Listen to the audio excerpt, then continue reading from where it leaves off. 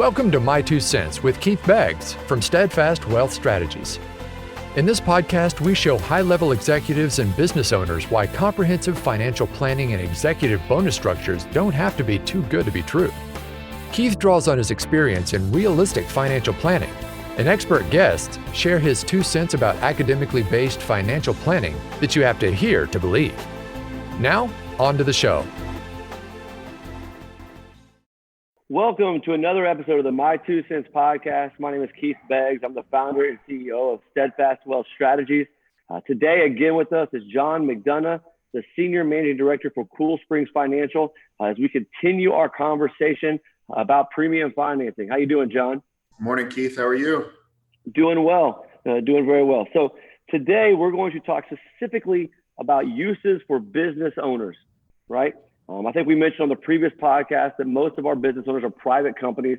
It can be public companies, but there's a lot more hurdles, right? Anytime you get into a publicly traded company versus a private company. So the majority of these businesses will be privately owned.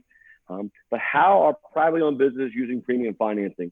One thing that I've noticed with the business owners that we've partnered with, or just business owners in general, is the most successful business owners maximize their capital. They maximize their time, right? They're extremely efficient with these type of limited resources, right? Time is a limited resource. So how do you maximize your time? And capital as a business owner is another limited resource. We have a lot of things that we need to do with that, whether it's marketing, taking care of our employees, making a better product, technology, and how we maximize that capital a lot of times will set us up for success as business owners. And I know this has been a great tool in helping a lot of our clients and then other clients out there maximize their capital, free up money so they can then continue to do things that make them successful. So John, I'm going to kind of use that as an introduction. Kind of tell me, what are some of the best uses for this as a business owner? Thanks, Keith. I wouldn't necessarily say a best use. I would say the multiple different uses, because it all depends on where that business is at that point in time with what they're trying to accomplish.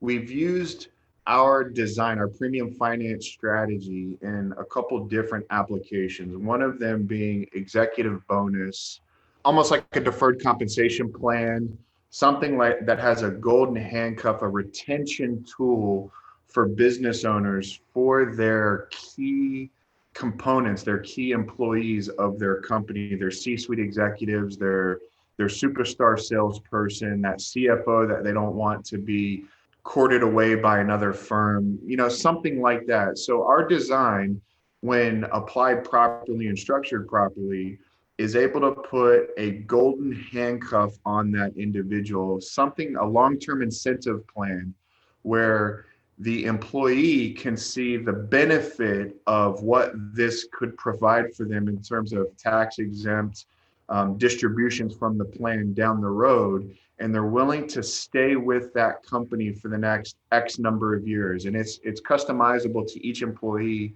inside of the company. But for example, that employee is willing to stay there and do their job, do a great job for the next 3 years, 5 years, 7 years, 10 years, et cetera, so that they have the opportunity to receive that windfall of tax-free distributions down the road because they did that job. And the owner enjoys that benefit because they have an engaged employee. They have an employee that's not looking like the grass is greener on the other side, but the owner doesn't have to expend any of their hard-earned capital. They don't have to use their cash flow. They don't have to use their profitability. They don't have to use their money. We're going to use the bank's money to do the funding of this mechanism. And it really is a win-win-win all across the board. That's one way. There's also buy-sell. Hold on, John. Let's go back to that way real quick. Let's talk about that a little bit more in depth. So when you say win-win-win, explain the win to the CFO or to the employee, right? What is the win to them? Yeah, the win to them is they're getting a benefit, a potential benefit, much like a promise of a pension plan in the future. But they're getting a substantial benefit that is bigger than what the distributions from their 401k would be. They're getting a distribution equivalent to what would be almost like getting equity in the company if they turned around and sold it for cash at a point in the future. That's the benefit for the employee. The benefit for the business owner is that they're not having to use any of their cash. They're not having to use a significant portion of their cash. They're not having to give away equity of the company. They're not having to give away options, stock options, those types of things. So that's the win-win. The third win is obviously for the bank. Banks make money by lending money, right? And so that's when I say a win-win-win. The bank wins, the employee wins, the business owner wins. Okay. And then when you mentioned 3, 5, 7 years, right? Similar to like a vesting schedule that they probably have right now if they have a 401k or if they've ever worked inside of a 401k where they gain ownership of the policy, right? The life insurance policy in this case. If they stay, whether it's 3 years, 5 years, 7 years, and I think you mentioned this is fully customizable. It's considered a non-qualified benefit. So that could be different per employee, correct? Yeah, and it typically is different for each employee, maybe for each individual employee based on the size of the company that we're dealing with, or class of employee based on the size of the company that we're dealing with. But that is just something that is arbitrarily decided upon by the business owner, the CFO, the CEO, their attorney, to make sure that they've got something short enough that the employee can stay engaged, but long enough to help them meet the goals that they want to meet. Okay. And so the typical alternative to this for a company would be like an ESOP, right? There would be some sort of ownership in the company. It might be a bonus structure, right? All those things are very cash intensive to the company. But that would be the type of benefits that you typically see versus this, right? And a typical business up to this point. The alternate strategies to this really would fall in line with a deferred compensation plan, an executive bonus plan, like you mentioned, an ESOP plan, or even some type of equity play that the ownership group would give to those employees. And that's expensive. That's a cash flow intensive alternative, either for the company or for the employee. Remember, deferred comp is the employees actually deferring compensation for the later point. So it's expensive to somebody from a cash flow perspective. And our alternative is, listen, you keep your powder dry. You keep your cash flow. Either you're the owner or the employee. We can work on some sort of vesting schedule or graduated scale to ownership of this design. But let's let the bank, with rates where they are, let the bank do all the heavy lifting with the cash flow. Right. Yeah. And I think 2020 taught anybody anything. It's cash is king, right? You want to make sure you have a lot of liquidity and flexibility because there's a lot of unknowns out there like we did this year, and you got to be able to pivot to stay in the lead in the marketplace. Well, not only liquidity is key from a business survival standpoint, but also from a business opportunity standpoint. I mean, look at all of those companies that had substantial liquidity on hand that could take advantage of the things that took place in the market. And that's where, again, obviously we're a little bit biased, but as candid as I can be, let's use other people's money when it doesn't cost a whole lot to use that source of capital. Right. Okay. So employee benefits, it's a great alternative to ESOP. It frees up a lot of capital for the business, allows them to keep doing what they're best at, which is whatever their business model is, instead of pulling money out of that business model for these other benefits that their employees need. What else do you see it being used as? Yeah, so key employee. So there's another term called key employee or key person coverage. And that's where I'm a business owner, or Keith, you're a business owner, and you have your key employees.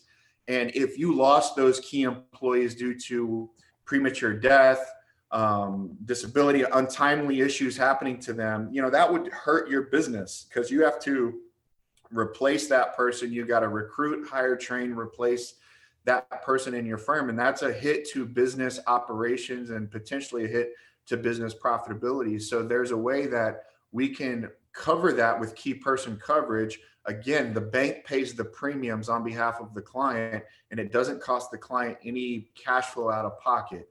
So not as sexy as the executive bonus or, the C-suite design that we just talked about, but equally as important, if not more important, looking at the key employee coverage. And that really rolls, Keith, into buy-sell coverage, right? So when you have multiple owners of an entity, and if one person dies, do you really want to be in business with that, deceased partner, spouse, children, grandchildren? does the company have a way to buy those heirs out of the company? And this is a way, again, where the bank pays the premiums, that buy sell policies can be completely funded and it doesn't eat into the cash flow, the profitability of the company to do so. Okay.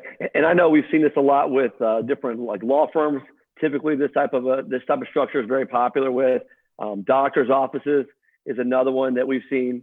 That those two types of structures, right? Key man and the buy sell. I mean, if you have an attorney that's your number one hours guy or lady, and you're losing them, what that could do for the company. This type of policy covers you for that, whether they leave to another job or something actually happens, and we have some coverage there. Any other type of industries that you've seen that have really jumped on that type of design? On the key person, yeah. I mean, every industry has a key person, unless the business owner is also, doing sales and also doing manufacturing and also doing production and also doing administrative work.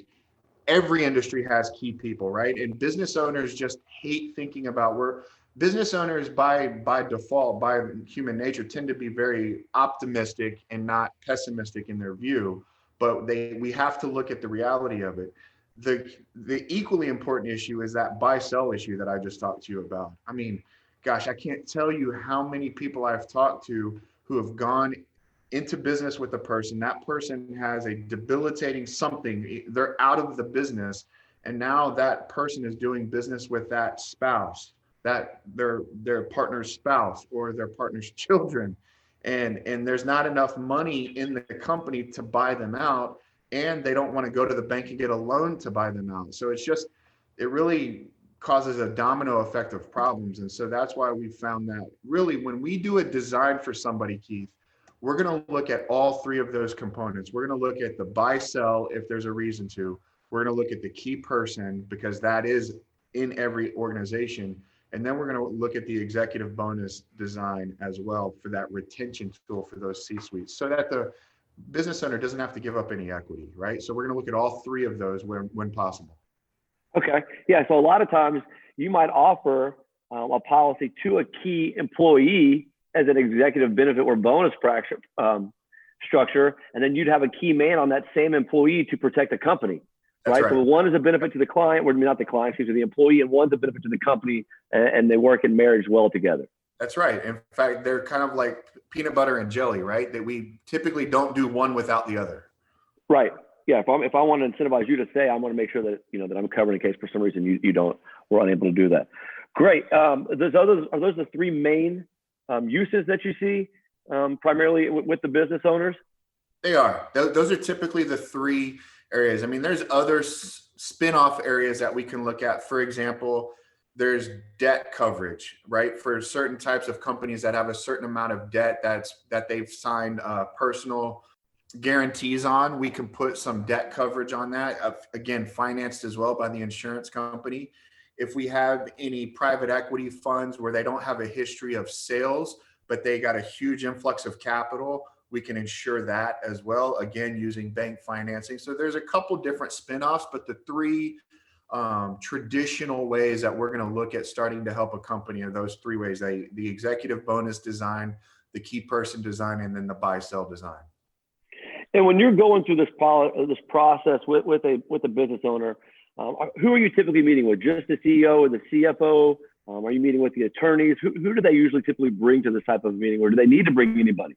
Yeah, it depends on the size of the company that we're dealing with, right? If it's a smaller company, typically it's the business owner and their CFO type person, whether it's a CFO for hire or whether it's their finance person in-house that they deal with. We're not meeting with the CPA here because there's really no tax play involved. There's no real out-of-pocket cash flow from the company, so there's no tax deduction to be had. We do talk to attorneys, but only when we get to the part of the employment agreement and getting those documents in line. But there's really no legal issue in play here. We're not looking to create anything that hasn't already been addressed by legal laws around the country and around every state. So it's typically the CEO or the business owner and their finance person. Now, if it's a much bigger company, typically we're starting out with the CFO and then we're going to the board of directors ultimately to present to the board of directors. No, John, that makes a lot of sense. One other, use that I know we've used with a few of the people that I've brought to the table is we'll have a family-owned business, and the business owner either wants to pass the business on to a child, or maybe the business doesn't have a lot of value without the business owner. And so they're worried about, hey, I'm not going to be able to sell this business. How am I going to retire off of it? Or if I give this business to my child, I don't want them to have to take a giant loan out to buy me out. So how does that work? And I know that what Cool Springs does, they have an amazing solution for this, and I'll kind of let you explain that a little bit more in detail. Yeah, and this is also where it gets fun, but this is also where personal private business ownership is very messy, right? Because to extrapolate your scenario even further, let's say you have one child who's actually in the business, works in the business with you, but doesn't have the money to buy you out, and you're just going to give the business to them. But you have two other children that you love equally, but they're not in the business. How do you give them fair value that the one that's in the business gets, right? It just gets messy. And This is where also for business owners, this can bleed into personal estate planning, right? Or net worth planning. And so in this example, because the asset of the business is privately owned by the individual, we're able to do some estate planning insurance for this. And we can help equalize the estate for the different children or the heirs that would be involved, whether it's from a business valuation and give them equal parts life insurance, whether it's using this policy to provide the cash flow to buy the business owner out. There's a couple different strategies, but it really starts to bleed into estate planning for that business owner and their family.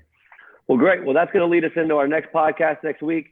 So we'll stop this one here. If you are a business owner, if you have any questions about what we talked today about the employee benefit structures, buy-sell agreements, key man, how do you free up capital to keep doing what you do best, but to keep your employees and your company protected and safe and motivated?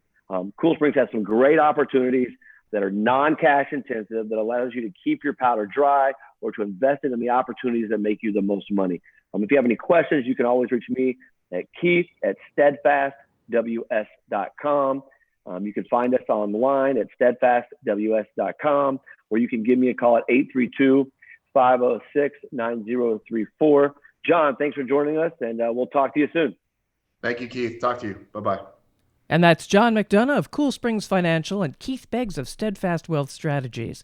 Get all episodes of Keith's podcast, My 2 Cents, by subscribing, and of course you can share using the share button.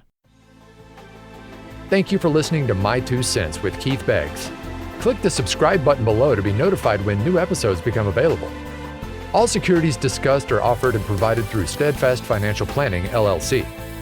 The information covered and posted represents the views and opinions of the guest and does not necessarily represent the views or opinions of Steadfast Wealth Strategies. The content has been made available for informational and educational purposes only.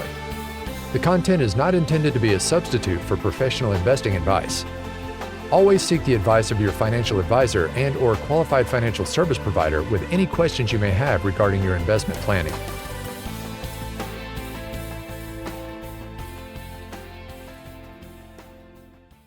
This podcast is not intended to provide specific investment, financial planning, tax, or legal advice. It is intended for educational purposes only. Please consult your tax advisor, financial advisor, or legal professional for specific advice on your specific situation.